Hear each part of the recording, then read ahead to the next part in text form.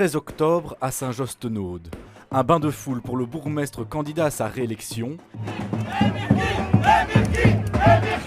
Émir Kir remporte alors une victoire écrasante, la majorité absolue.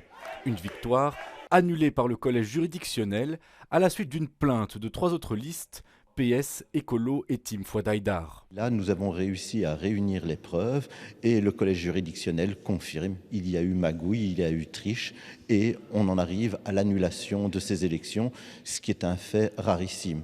Le collectif de partis dénonce des irrégularités en amont du scrutin et le jour même des élections. Un seul de ces griefs suffit au collège pour prendre cette décision, celle des procurations. C'était la partie la plus tangible puisqu'elle était basée sur des écrits, les procurations en elles-mêmes. Et donc il y a un travail de munitie qui a été réalisé par le collège juridictionnel et ce travail a permis d'établir l'existence d'un certain nombre d'irrégularités. Des procurations signées le jour même du scrutin, ce qui est interdit.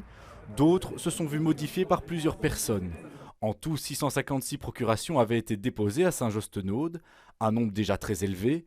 Parmi elles, 116 sont considérées comme irrégulières. Une situation qui aurait très bien pu influencer le scrutin, car la team Fouad Haïdar manque son siège de 54 voix seulement. Les Tenaudois devront donc retourner voter. Pour vous, revoter, ça ne changera rien Non. Même si revoter, c'est qui va le gagner, sûr et certain.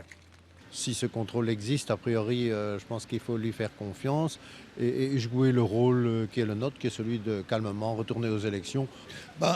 Moi, personnellement, en fait, j'ai toujours été bien avec la liste du bourgmestre ici. J'ai toujours trouvé que le bourgmestre faisait bien le boulot. Maintenant, évidemment, s'il y a des triches, c'est normal de recommencer, quoi. Après notification de la décision, les nouvelles élections devront se tenir dans les 50 jours.